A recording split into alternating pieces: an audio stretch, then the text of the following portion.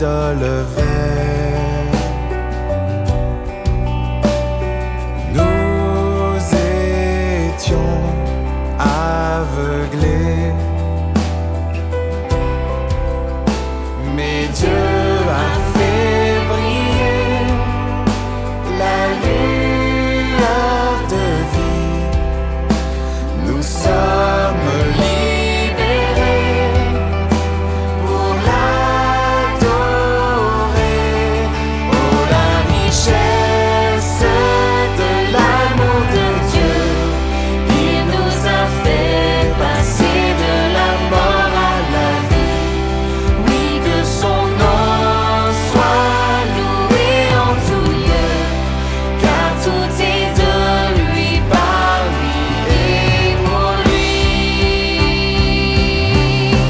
À lui la gloire pour toujours. À lui la gloire pour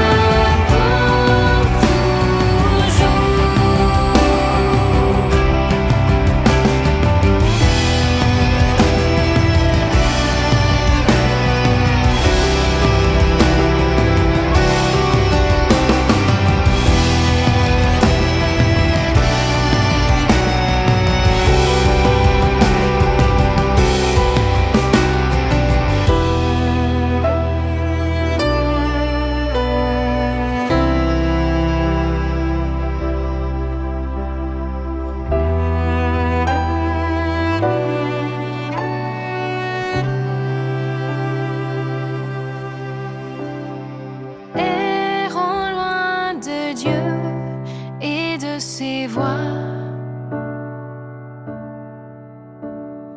Nous étions orphelins, mais Dieu nous a choisis, nous a adoptés. Nous sommes héritiers de ses promesses. Pour la richesse de l'amour de Dieu, il nous a fait passer de la mort à la vie. Oui, que son nom soit loué en tout lieu, car tout est de lui, par lui et pour lui. Pour la richesse de l'amour de Dieu, il nous a fait passer de la mort à la vie. Oui, que son nom soit loué en tout lieu, car tout est de lui, par lui et pour lui. À lui la gloire pour toujours. Son nom soit loué. À lui la gloire pour toujours. Tout est de lui, par lui. À lui la gloire pour toujours. Son nom soit loué. À lui la gloire pour toujours. À lui la gloire pour toujours. À lui la gloire pour toujours. À lui la gloire pour toujours. À lui la gloire pour toujours.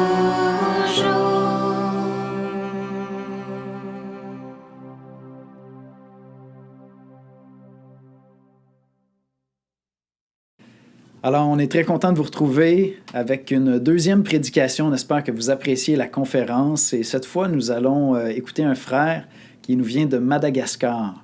Fal Ravorangi, j'espère bien le prononcer. Vous m'excuserez, vous mettrez ça sur le compte des Québécois. Là. Le serviteur brisé pour nous, Ésaïe 53. Alors, Fall est pasteur et fondateur du ministère Madagascar 3e. On t'écoute.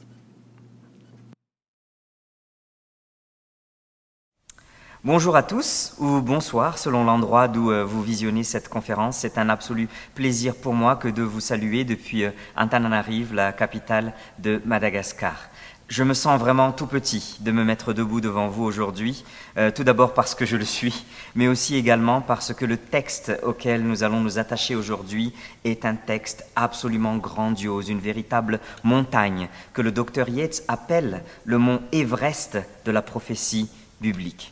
Un chapitre monumental sur lequel des livres entiers ont été écrits, mais que nous allons traiter en quelques minutes. Heureusement d'ailleurs que nous croyons à l'illumination du Saint-Esprit, n'est-ce pas ? Ainsi, ma prière est que ce soit vraiment Dieu qui parle au travers de sa parole et qu'il bénisse la prédication de sa parole et que je ne sois juste qu'un véhicule du message divin aujourd'hui.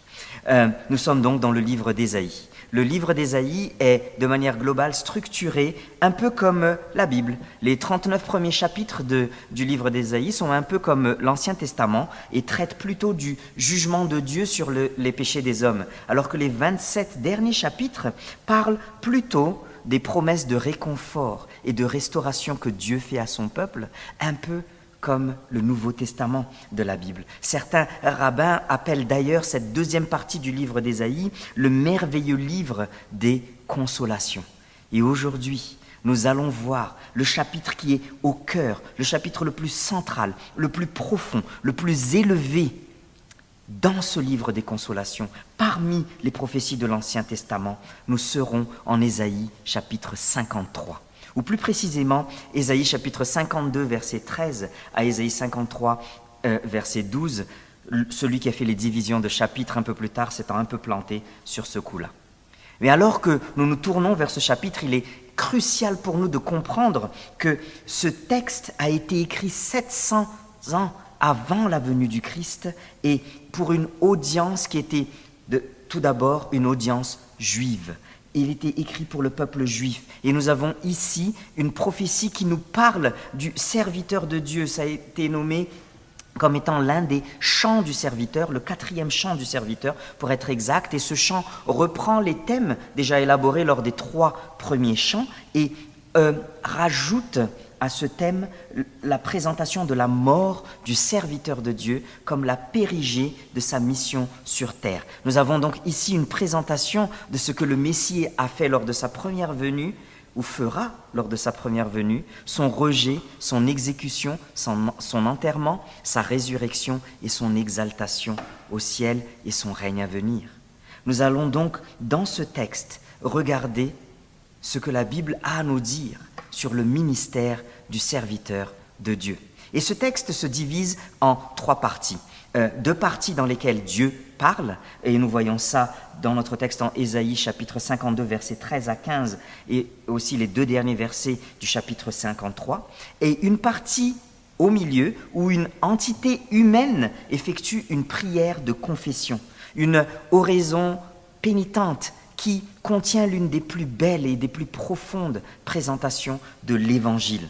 Alors, les paroles que Dieu fait en Ésaïe 52, 13 à 15 nous servent d'introduction et ces paroles finales nous servent de conclusion à cette prière que ces 2 autres textes enveloppent. Mais qui font cette prière ? Quand il parle du « nous », comme nous le voyons là dans le chapitre 53, certains ont proposé que ce « nous » soit les nations qui sont aussi abordées ou mentionnées par ailleurs dans notre chapitre d'Ésaïe. D'autres pensent que ce « nous » parle du prophète et de ses disciples ou d'un groupement de juifs qui étaient autour du prophète. Mais il est plus probable que ce « nous » fasse référence à un groupe de juifs croyants qui, plus tard, regardera en arrière et confesseront leur cécité, leur incrédulité spirituelle. Nous voyons par cela que Ésaïe, par le biais de cette prophétie, se projette en avant et se place donc comme porte-parole d'un groupe de Juifs qui vont faire une rétrospective et qui vont voir leur comportement lors de la première venue du Christ et voir qu'en effet, ils ont fait preuve de cécité spirituelle. Nous sommes à travers ce texte, donc ce chapitre d'Ésaïe, nous sommes transportés dans le temps au livre de Zacharie, à un temps qui est décrit dans le livre de Zacharie au chapitre 12, verset 10, que nous pouvons lire comme ceci, qui nous dit « Alors je répondrai sur la maison de David et sur les habitants de Jérusalem un esprit de grâce et de supplication, et ils tourneront les regards vers moi, celui qu'ils ont percé. Ils pleureront sur lui comme on pleure sur un fils unique. Ils pleureront amèrement sur lui comme on pleure sur un nouveau-né. Il viendra un temps où Israël, une partie du peuple d'Israël, comprendra enfin l'identité de ce serviteur qu'ils ont rejeté pendant les années de son ministère sur terre. Et c'est pour cela que dans notre texte, nous voyons que les verbes utilisés sont utilisés au passé. Il parle d'un temps qui est désormais révolu au moment où ils font cette prière de confession. Et ils regardent en arrière sur leurs erreurs et ils utilisent cela pour exalter le serviteur dont ils parlent. Plongeons-nous donc dans notre passage et examinons ensemble 4 aspects essentiels du ministère du serviteur de Dieu qui sont présentés en crescendo afin que nous aussi, nous arrivions au point où nous supplions le Seigneur de nous remplir de sa grâce et où nous arrivions au point où nous contemplions le Christ dans toute sa gloire pour ce qu'il a fait pour nous. Nous allons voir 4 aspects primordiaux du ministère de Christ qui doivent nous emmener à fléchir les genoux et lever nos mains en adoration devant sa majesté et l'ampleur de la grâce qu'il a versée sur nous. Alors sans attendre, observons le premier aspect de ce ministère du Christ que nous voyons en Ésaïe chapitre 52, 13 en guise d'introduction et aussi en Ésaïe chapitre 53, verset 1. Vous voyez ici que Ésaïe 52, 13 ouvre avec le solennel « Voici ». Cette exclamation, à chaque fois qu'elle est utilisée dans les Écritures, sert d'introduction à une déclaration importante. Ça a été nommé par certains commentateurs comme le surligneur divin. C'est comme si Dieu nous dit « Écoutez bien, ce que je vais vous dire par la suite est vraiment très important. Faites attention. » Alors ici, c'est d'autant plus vrai que Yahvé va nous présenter son serviteur. Cette formule d'introduction a déjà été utilisée dans un autre chant dans le livre d'Ésaïe, en Ésaïe chapitre 40, verset 10, quand il dit « Voici, le Seigneur, l'Éternel vient avec puissance et de son bras, il commande. » Il souligne dès l'introduction ici, aussi en Ésaïe 52, 13, l'identité divine de ce serviteur. Même s'il l'appelle son serviteur, il y a une identité divine qui accompagne ce serviteur et une invitation à le contempler. Et ici, le mot serviteur n'a absolument rien de péjoratif, mais souligne plutôt la disposition qu'a donc cet envoyé de Dieu à se soumettre à la volonté de Yahvé plutôt qu'à la sienne.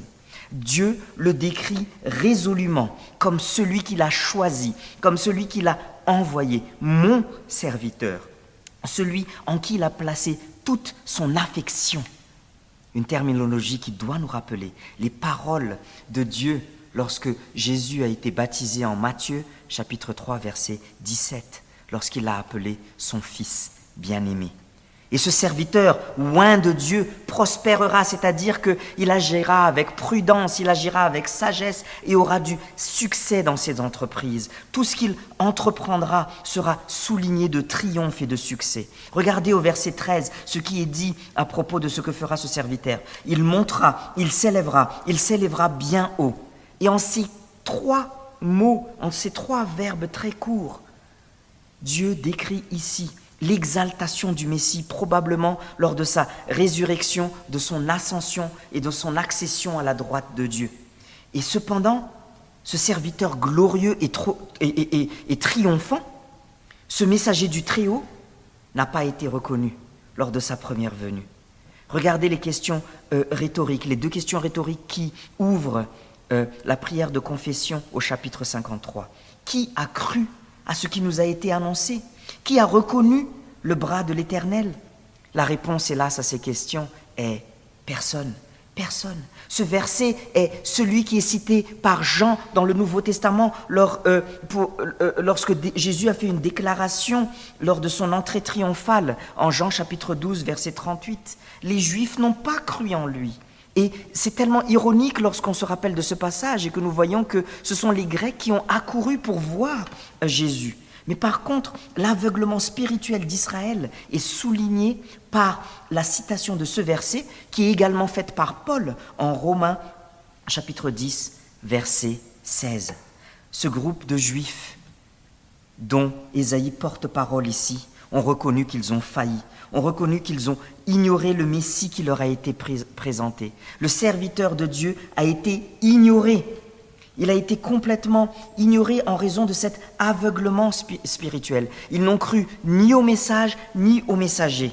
Croire signifie placer sa confiance en quelqu'un ou en quelque chose. Et c'est cette croyance qu'a eu Abraham, et c'est pour ça qu'il a été justifié devant Dieu. Mais ces quelques personnes reconnaissent que eux n'ont pas vu en lui le bras de l'Éternel. Ils n'ont pas vu en lui la puissance divine à travers les miracles qu'il a effectués. Ils n'ont pas vu en lui autre chose qu'un pauvre charpentier de Nazareth. Ils n'avaient rien de divin selon eux. Mais n'est-ce toujours pas le cas à présent? En Jean, chapitre 1, versets 9 à 11, il est dit ceci. « Cette lumière était la véritable lumière qui, en venant dans le monde, éclaire tout homme. Elle était dans le monde et le monde a été fait par elle. Et le monde ne l'a point connue. Elle est venue chez les siens et les siens ne l'ont point reconnue. Le serviteur de Dieu était parmi nous et il était parole qui a été faite chair et il a habité parmi nous pleine de grâce et de vérité. Et nous avons contemplé sa gloire, une gloire comme la gloire du Fils unique venu du Père. » Frères et sœurs en Christ, je me demande si nous aussi, nous sommes comme ces Juifs qui font cette prière de confession et nous sommes brisés en voyant à quel point Yahvé et son envoyé, son messager, sont ignorés actuellement. À quel point il y a une cécité spirituelle qui règne dans le monde actuel. Et je me demande si nous aussi, nous regardons en arrière à ce moment où le Seigneur Jésus nous a ouvert les yeux pour voir sa splendeur. Je me demande si nous aussi nous réalisons que si Dieu n'avait pas fait cette œuvre dans notre vie, nous aussi nous serions encore aveugles, nous aussi nous serions encore dans le noir, nous aussi nous n'aurions pas vu le bras de l'Éternel. Et je me demande si nous nous prosternons suffisamment devant Dieu et que nous supplions devant son trône de grâce qu'il ait la miséricorde d'ouvrir les yeux de ceux qui ne le voient pas encore, de ceux qui ne reconnaissent pas encore en son Fils sa puissance, son représentant, celui qui l'a envoyé lui-même. Puis-je vous inviter à faire cela dès aujourd'hui? Puis-je vous inviter de même à ouvrir vos cœurs devant Dieu et à lui demander à ce qu'il gracieusement ouvre les yeux de ceux qui ne le connaissent pas encore.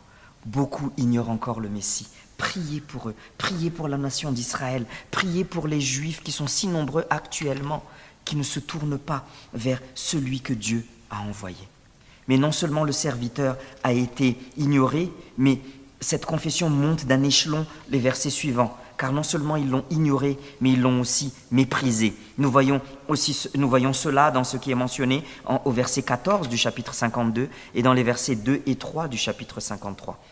Regardez la terminologie utilisée au verset 14 dans la traduction, par exemple, de la nouvelle édition de Genève de 1979 que j'utilise, mais qui sera sûrement similaire dans les versions que vous utilisez. Elle dit « de même qu'il a été pour plusieurs un sujet d'effroi ». Cette traduction est probable, mais le problème est que l'original inclut un pronom de la deuxième personne du pluriel, le « vous ». Donc je tendrai plutôt vers la traduction suivante, de même que vous avez été un sujet d'effroi pour plusieurs, son visage était défiguré, son aspect différent de celui des fils de l'homme. Comme beaucoup de gens ne pouvaient pas croire que Dieu ait choisi la nation d'Israël car ils étaient si insignifiants, les gens furent tout aussi choqués lors de la première venue de Jésus, ne voyant rien de royal dans son apparence extérieure.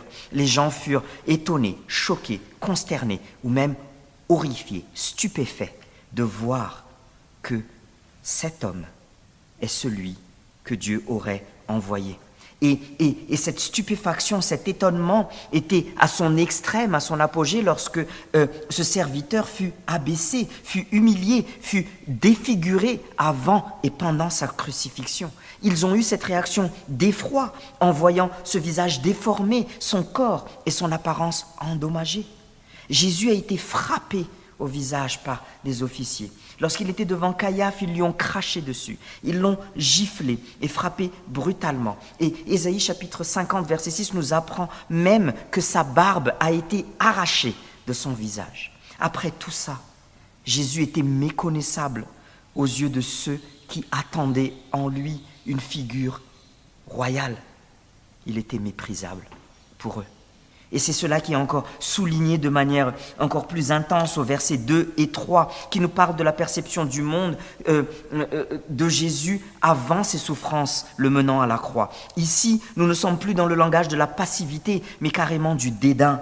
Nous souvenons-nous que les Juifs espéraient un roi qui allait les libérer du joug des oppresseurs romains et qui allait libérer Israël de cette occupation.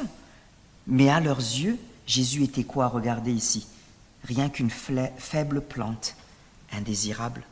On parle ici d'une mauvaise herbe qui était souvent coupée parce qu'elle ne faisait que s'attacher aux plantes plus robustes, aux plantes plus fortes et en sucer la sève. C'était une plante insignifiante, une plante indésirable. Et Jésus était vu comme étant ainsi. Jésus est né d'une famille insignifiante, dans un lieu insignifiant, avec aucun statut social, aucune nobilité familiale, aucune éducation formelle. Des bergers étaient ceux qui ont annoncé sa naissance. Et lorsqu'il a grandi, ce sont des prostituées, des lépreux qui constituaient son entourage. Il était un rejeton qui sort d'une terre desséchée.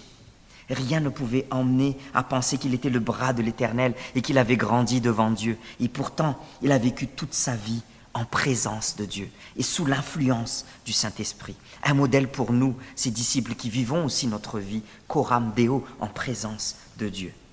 Mais Jésus, lui, dans tout cela, n'avait donc rien d'attractif physiquement. Genèse, chapitre 39, verset 6, nous dit que Joseph était beau de taille et beau de figure. Et 1 Samuel 16, 18 nous dit que David avait une belle figure. Mais Jésus, par contre, il n'avait ni beauté, ni éclat pour attirer nos regards. Et son aspect n'avait rien pour nous plaire.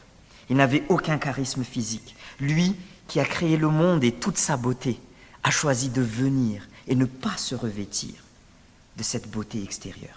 Il n'avait rien qui n'inspire la révérence, la force ni l'autorité.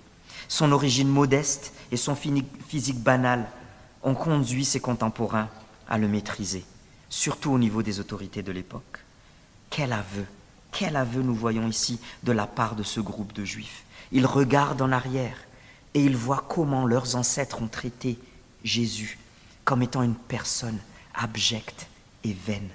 À travers David déjà dans l'Ancien Testament également, Jésus se décrit prophétiquement en Psaume 22, 7 en disant « Et moi, je suis un ver et non un homme, l'opprobre des hommes et le méprisé du peuple. » De toute leur histoire, aucune personne n'a fait l'objet d'autant de haine de la part des autorités religieuses juives que Jésus-Christ.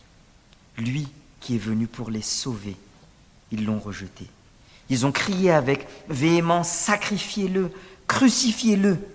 Et il a été crucifié pour lui.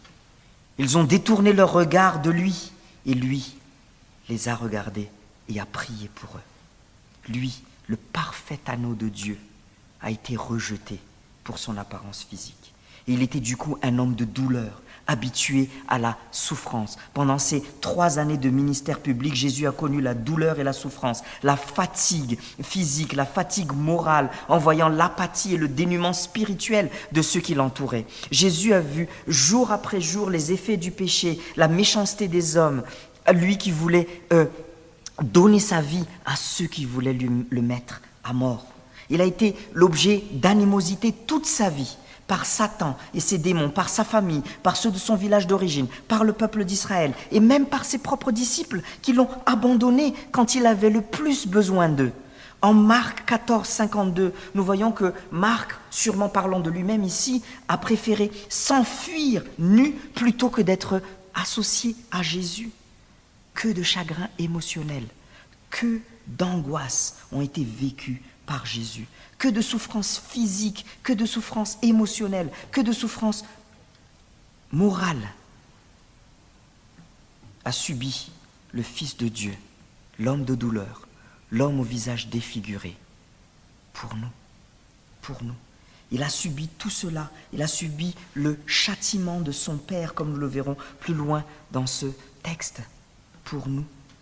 Oh, que nos cœurs soient remués de chagrin pour nos péchés, et que nos cœurs soient remplis de reconnaissance pour celui qui a payé un prix lourd pour notre pardon.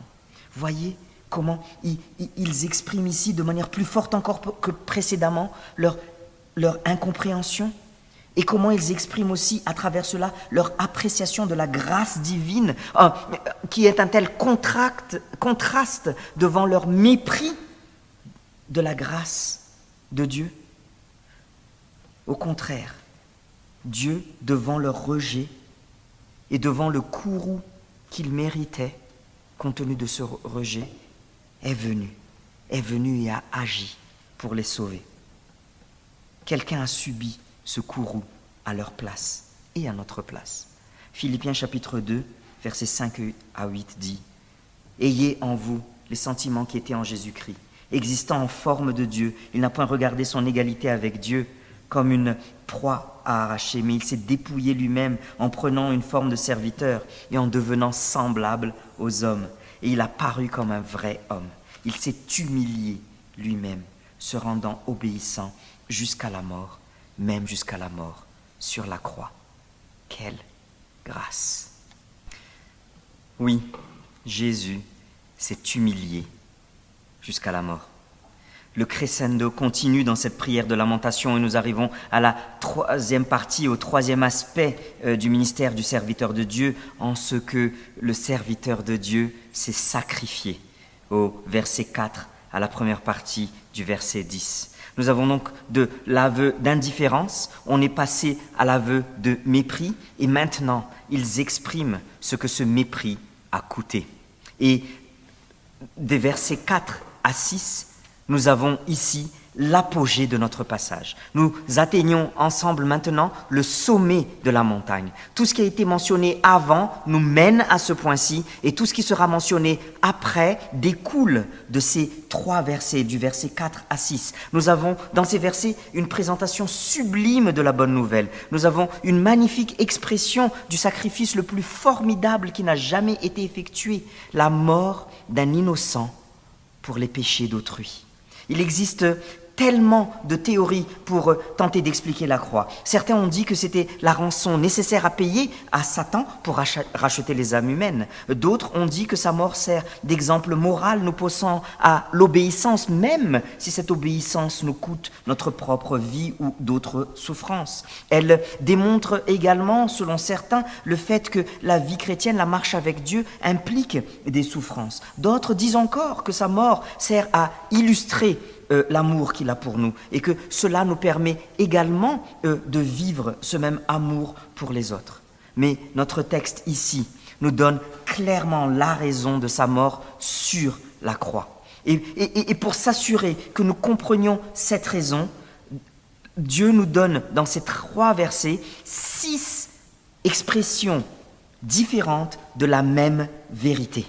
Comme un boxeur qui roue de coups son adversaire pour ne pas qu'il sorte de son coin, Dieu nous met ici KO et nous pousse à nous rendre à l'évidence que le serviteur a souffert à notre place. Regardez avec moi les versets 4 à 6.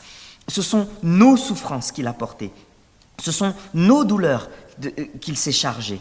Il a été blessé pour nos péchés, brisé pour nos iniquités. Le châtiment qui nous donne la paix est tombé sur lui, et c'est par ses meurtrissures que nous sommes guéris. L'Éternel a fait retomber sur lui l'iniquité de nous tous.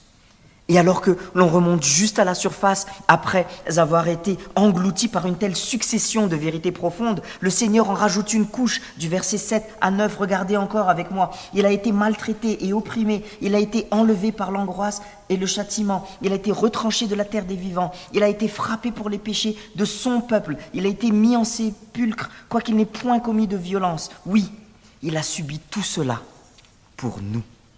Le serviteur lui-même s'est offert comme substitut. Alors, il est important pour nous de regarder de plus près le contraste établi ici par toutes ces phrases successives entre ce que font les « nous » dans le texte, et, c'est-à-dire les auteurs de cette prière, et ce que fait le « il » qui n'est autre que le serviteur. Alors, qu'est-il dit ici du « nous » ? Au verset 4, il parle de nos souffrances, de nos douleurs, les mêmes mots qui sont utilisés dans le verset précédent pour parler de ce qu'a vécu Jésus sur terre.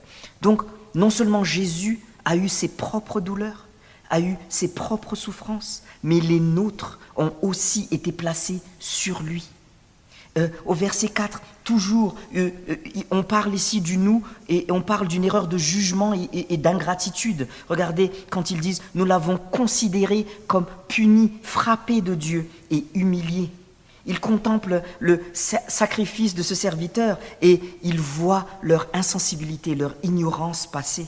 Ils ont cru que Dieu, le Père, avait tué Jésus pour ses propos blasphématoires. Lui qui avait clamé être le « je suis », lui qui avait clamé avoir déjà existé au temps d'Abraham. C'en était trop pour les Juifs de son époque. Et ils l'ont tué, ils l'ont méprisé.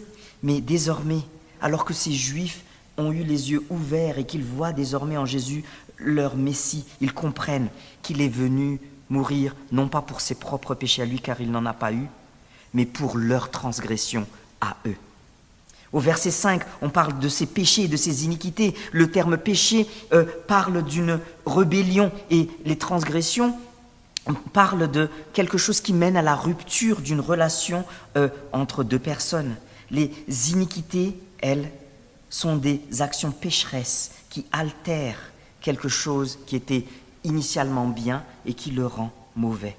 Voilà ce que nous avons fait de par nos péchés. Nous avons brisé la relation avec Dieu. Nous avons altéré cette création que Dieu a faite pour lui rendre gloire et nous l'avons affectée par les résultats de notre action de rébellion envers Dieu. Au verset 6, parle encore d'égarement, d'entêtement et d'égoïsme et nous compare à des brebis errantes, chacun suivant sa propre voie. L'idée ici est celle d'un animal qui s'éloigne du bon chemin et qui s'aventure dans ses propres voies. Cette brebis fait fi de l'impact de ce qu'il fait, du danger que ça présente pour lui-même, mais également de l'impact de ses actions sur les autres brebis ou sur le berger lui-même. Ne pouvons-nous pas nous identifier tellement à cela ? N'en faisons pas nous de même lorsque nous écoutons la voix du péché. Chacun d'entre nous pêche par ses actions et est né avec une nature pécheresse. Nous choisissons de pécher de par cette nature pécheresse. Et nous sommes donc tout autant coupables sur ces deux chefs d'accusation, notre nature et nos actions. Mais en contraste de cela, qu'est-ce qu'il est dit ici du « il » ? Regardez encore une fois au verset 4. Il porte nos souffrances. C'est le langage de servitude ici. Le poids de nos souffrances est porté par lui. La charge de nos douleurs est placée sur lui. Nous avons ici le même verbe qui a été utilisé déjà en Lévitique 16. Parlons du jour de Yom Kippour, un texte qui a été brillamment traité par mon frère Florent Varac lors de cette conférence hier, lorsque les iniquités du peuple sont symboliquement placées sur le bouc qui est chassé dans le désert. En 1 Pierre 2, 24, on a un écho de ce texte lorsqu'il dit « Lui qui a porté lui-même nos péchés en son corps sur le bois, afin que morts au péché, nous vivions pour la justice, lui par les meurtrissures duquel vous avez été guéris.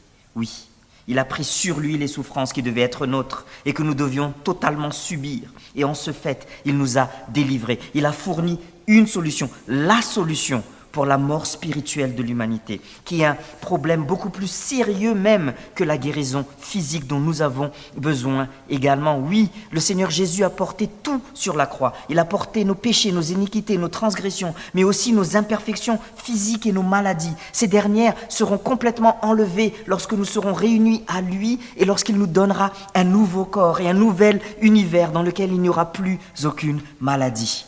Il a été, au verset 5 également, blessé et brisé pour nous. Le terme ici parle d'être percé, d'être troué dans le but d'être tué. Il a été brisé pour nous. C'est comme si on mettait quelque chose dans un mortier et qu'on voulait l'écraser, le briser en plusieurs, en milliers de morceaux. Ces mots décrivent donc un traitement terrible que Jésus a subi pour nous et qui l'a conduit jusqu'à la mort. Un châtiment, comme il a mentionné ici au verset 5. Une punition, une expiation, quelque chose que nous méritions nous. Et pourtant, lui, en démonstration de cet amour suprême, a accepté de subir la colère de son Père, d'être châtié par son Père pour nos péchés et non les siens. La fourniture de son serviteur, Jésus-Christ, par le Père, est une œuvre de Dieu, pas une œuvre des hommes. Jésus a été accroché sur l'infâme bois de 9h du matin jusqu'à 15h dans l'après-midi.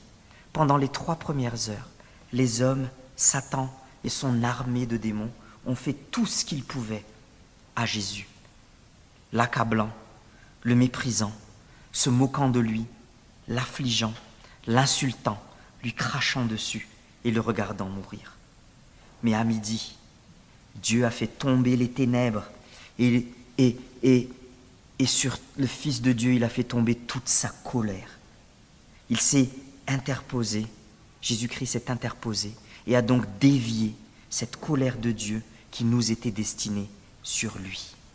Et le verset 10 réitère et appuie que c'est bien Dieu qui a puni son serviteur lorsqu'il dit « Il a plu à l'Éternel de le briser par la souffrance ». C'est Dieu qui est la causa efficiens, c'est-à-dire c'est lui qui est la cause suprême, comme l'a dit Aristote, de la mort du Christ. En Actes chapitre 2, verset 23, il est dit « Cet homme livré selon le dessein arrêté et selon la prescience de Dieu, vous l'avez crucifié, vous l'avez fait mourir par la main des impies ». Ces versets ne veulent pas dire que Dieu a pris un malin et coupable plaisir à faire souffrir son Fils. Mais ces versets nous disent que le sacrifice qu'a fourni Jésus-Christ lui a complètement plu. La mort du Christ était selon le bon plaisir de sa volonté, comme nous dit Éphésiens chapitre 1. Il était le sacrifice parfait et suffisant pour éliminer entièrement la colère de Dieu et ainsi obtenir le pardon des iniquités des hommes. Mais observons encore une chose de l'attitude de ce serviteur. Il était maltraité, il était opprimé, mais regardez au verset 7. Il n'a point ouvert la bouche. Il se prosterna sous ce lourd fardeau qu'il a pris volontairement à notre place, et tout cela en silence. Il inclina patiemment et humblement la tête devant l'infliction qu'il subissait, se soumettant dans une parfaite obéissance à la volonté de son Père et s'abandonnant totalement, sans plainte et sans opposition. Il n'a donné aucune résistance verbale, comme il a été prédit en Ésaïe, chapitre 42, verset 2, et comme il est exprimé en Matthieu, chapitre 26. Et dans Matthieu, chapitre 26, au verset 72 et 63, il est dit « Le souverain sacrificateur se leva et lui répondit « Ne réponds-tu rien? Qu'est-ce que ces hommes déposent contre toi ?» Jésus garda le silence. Charles Spurgeon a déclaré que rien ne démontre plus pleinement l'omnipotence du Christ que ce pouvoir de maîtrise de soi. Une obéissance parfaite à son Père, une soumission volontaire à ses souffrances. Et c'est cela qui est résumé à la fin de notre passage, à la fin du verset 10, après avoir livré sa vie en sacrifice pour le péché. Et il s'est volontairement retranché de la terre des vivants et a été frappé pour les hommes, comme nous le voyons au verset 8. Jésus l'a exprimé lui-même en Jean chapitre 10, au verset 17 et 18, lorsqu'il déclare « Le Père m'aime parce que je donne ma vie, afin de la reprendre. Personne ne me l'ôte, mais je la donne de moi-même. J'ai le pouvoir de la donner, et j'ai le pouvoir de la reprendre. Tel est l'ordre que j'ai reçu du Père. » Le serviteur s'est offert en silence. Le serviteur s'est offert jusqu'à la mort pour nous. Quel sauveur merveilleux je possède. Il s'est sacrifié pour moi. Et sa mort et sa vie innocente, il cède. Et souffrit sur l'infâme bois. Attaché à la croix pour moi. Attaché à la croix pour moi. Il a pris mon péché. Il m'a délivré. Attaché à la croix pour moi. Et pour toi également, qui écoutes actuellement, si tu choisis de te repentir de tes péchés en ce jour, et que tu choisis de reconnaître que tu as enfreint sa loi, que tu ne l'as pas reconnu, mais qu'il est venu et qu'il a pris ta place, qu'il a subi les souffrances que tu devais souffrir, la punition que tu devais subir de la main de Dieu pour l'avoir ignoré, et qu'il te donne sa justice, et qu'il te déclare en paix devant Dieu actuellement, si tu l'acceptes comme Seigneur et Maître de ta vie. Et pour toi qui es déjà enfant de Dieu, n'est-il pas bon de se remémorer ce que Jésus a fait pour nous, ce qu'il a accompli dans notre vie, le magnifique message de l'Évangile, cet acte suprême d'amour? Dieu a prouvé son amour envers nous alors que nous étions pécheurs. Christ est mort pour nous. À plus forte raison donc, maintenant que nous sommes justifiés par son sang, serons-nous sauvés par lui de la colère. C'est le même Christ qui a prié sur la croix « Pardonne-leur, Père, car ils ne savent pas ce qu'ils font ».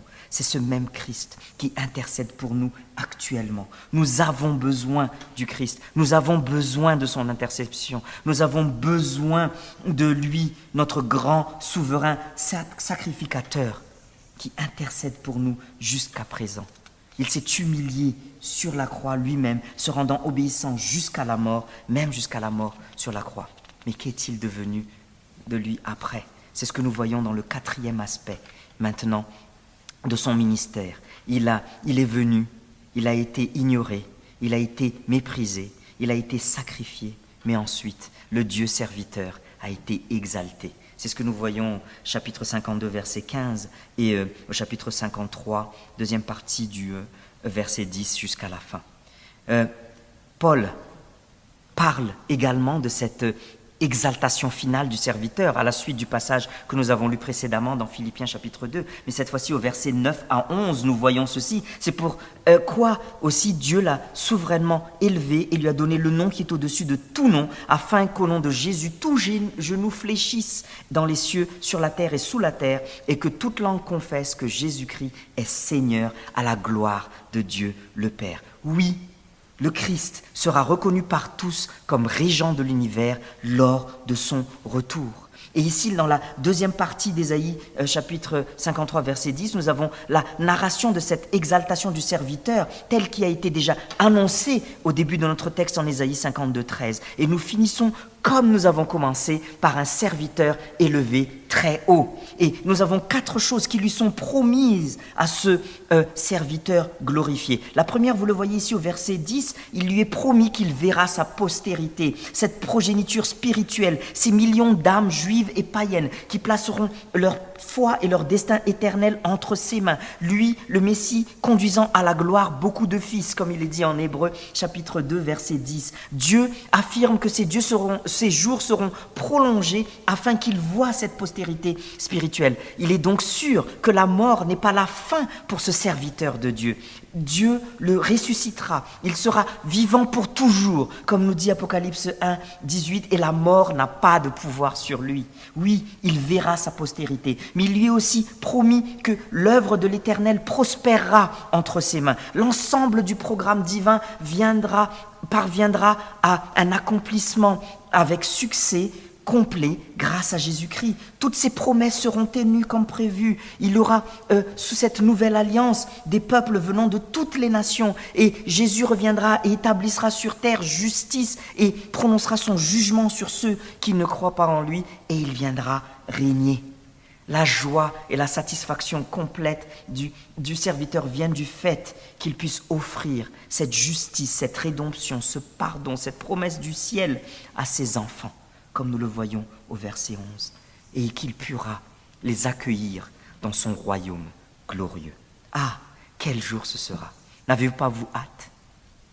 La troisième chose qui est promise à ce serviteur, c'est que le serviteur juste justifiera beaucoup d'hommes, ce qui nous rattache à la première chose qui lui a été promise. Jésus était parfaitement juste dans toutes ses voies et dans toutes ses actions. Et il est donc parfaitement qualifié pour fournir la justice à tous ceux qui croient en lui. Et sa justice parfaite sera placée sur leur compte bancaire spirituel, qui est d'ailleurs par ailleurs vide et largement déficitaire. Jérémie 23, 5. « Voici les jours viennent, dit l'Éternel, où je susciterai à David un germe juste. Il régnera en roi et prospérera. Il pratiquera la justice et l'équité dans le pays. » Voyez ici, il est promis à Jésus qu'il justifiera beaucoup d'hommes, pas tous les hommes, mais beaucoup d'hommes placeront leur confiance en lui et seront donc justifiés par lui. Nous avons une dette que nous ne pouvons pas payer. Mais c'est lui qui se chargera de nos iniquités, comme il est dit en verset 11. Et parce qu'il s'est livré lui-même à la mort et qu'il a été mis au nombre des malfaiteurs, parce qu'il a porté les péchés de beaucoup d'hommes et qu'il a intercédé pour les coupables, nous sommes libres. Nous avons donc à la fin du texte un résumé, rappel de la substitution sacrificielle et expiatoire de Christ ici, qui est faite par Dieu lui-même pour clore le chapitre. Et la quatrième chose qui lui est promise ici, ils disent, c'est pourquoi je lui donnerai sa part avec les grands. Il partagera le butin avec les puissants. Le Messie partagera comme un roi vainqueur qu'il est son butin. Mais avec qui le partagera-t-il? Cela peut être incroyable pour nous, mes chers croyants. Il le partagera avec nous, les croyants. C'est ce dont Paul parle en Romains chapitre 8, verset 17. Lorsqu'il dit « Or, si nous sommes enfants, nous sommes aussi héritiers, héritiers de Dieu et co-héritiers de Christ, si toutefois nous souffrons avec lui, afin d'être glorifiés avec lui. » Et pourquoi tout cela est possible? Pourquoi toutes ces promesses et ces récompenses sont possibles? Pourquoi cette exaltation? Parce que Dieu a été pleinement satisfait de l'œuvre d'intercession et du sacrifice de son serviteur. La doctrine de l'expiation substitutive ou de la substitution pénale est cruciale à notre foi, chers frères et sœurs. Jésus n'est pas mort en martyr, ni seulement pour accomplir un acte suprême d'amour, ni pour faire acte de bravoure. Il est mort comme notre substitut. Il est mort à notre place pour nos péchés. C'était un sacrifice volontaire et un acte de soumission complète à la volonté du Père. Dieu a été complètement satisfait par ce sacrifice. Le Seigneur était heureux de pas de voir la souffrance de son Fils, mais d'en voir le résultat. Dieu considérait l'œuvre du salut achevée, le sacrifice accepté et le péché expiré. Tout cela a été planifié par Dieu depuis avant la fondation du monde et ça a été un succès complet. La mort expiatoire du Christ est une vérité si profonde que les théologiens n'ont pas fini encore d'en sonder complètement les profondeurs. Et aujourd'hui, nous n'avons à peine effleuré ce dont ça parle, la surface de ce dont est vraiment ce sacrifice expiatoire. Mais je vous invite vraiment à méditer aujourd'hui sur ce que nous avons entendu de la parole de Dieu. Frères et sœurs en Christ, que la croix du Christ soit ce que nous contemplions et soit ce qui nous emmène à marcher d'une manière digne d'un tel sacrifice. Puisse ce texte nous conduire, vous et moi, à rejeter tout fardeau et le péché qui nous enveloppe si facilement et que nous courions avec persévérance dans la carrière qui nous a été ouverte, ayant les regards sur Jésus, qui suscite la foi et mène à la perfection, en échange de la joie qui lui était réservée. Il a souffert la croix, méprisé l'ignominie et s'est assis à la droite du trône de Dieu. que nous considérions en effet celui qui a supporté contre sa personne une telle opposition de la part des pécheurs, afin que vous ne vous lassiez point, que je ne me lasse point, et que nous n'ayons pas l'âme découragée. Hébreux chapitre 12, versets 1 à 3. Courons avec persévérance, chers frères et sœurs, les yeux rivés sur la croix et sur celui qui s'est substitué pour nous, afin que nous puissions vivre une vie éternelle en sa présence. Amen.